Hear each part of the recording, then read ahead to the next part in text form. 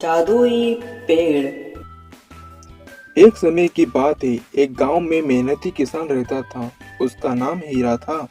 वह इतना मेहनती था कि लोगों ने उसका नाम ही मेहनती रख दिया था।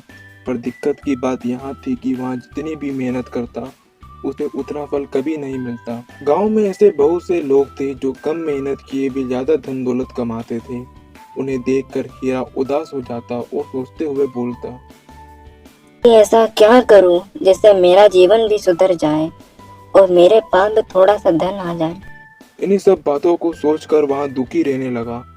एक दिन जब वह जंगल के मार्ग से जा रहा था तो वह थक कर एक पेड़ के नीचे बैठ गया।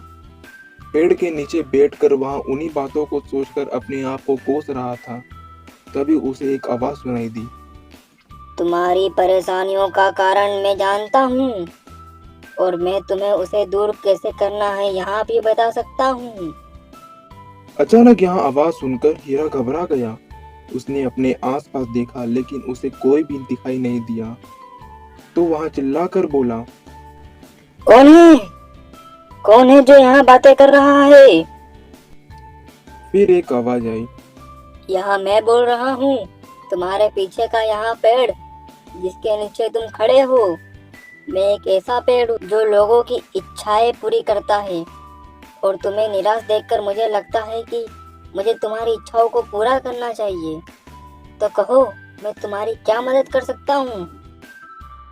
ऐसे में हीरा थोड़ी देर तक घबरा कर सोचता रहा कि आखिर यहाँ हो क्या रहा है। फिर थोड़ा समय लेने के बाद हीरा ने उस पेड़ से कहा, मैं जितनी मेहनत करता हूँ उतनी मेहनत कोई भी नहीं करता, लेकिन उसके अनुरूप मुझे फल नहीं मिलता। तो मैं चाहता हूँ कि मुझे थोड़ी धन दौलत मिले जिससे मैं अपना जीवन अच्छे से व्यतीत कर सकूँ। पेड़ ने हीरा की बात सुनी और कहा, जाओ, मैं तुम्हारी इच्छा पूरी करता हूँ। अगले कुछ दिनों तक तुम्हें जितने भी धन की जरूरत होगी वो तुम्हें अपने आप मिल जाएगा और तुम उसका जिस तरह से इस्तेमाल करना हो तुम वहाँ कर सकते हो।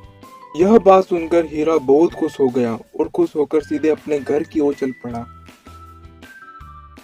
घर के अंदर जाकर उसने देखा कि उसकी तिजोरी पूरी पैसों से भरी पड़ी है।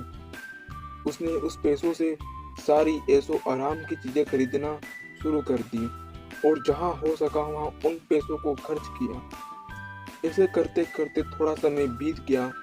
उसके सारे पैसे खर्च हो गए। अब उसके पास एक भी पैसा नहीं बचा था। ऐसे में हीरा फिर से उदास हो गया और एक बार फिर उसी पेड़ के पास गया और जाकर कहने लगा, कि जादुई पेड़, मुझे और भी पैसे चाहिए और भी समय चाहिए ताकि मैं उन पैसों को जमा कर सकूं।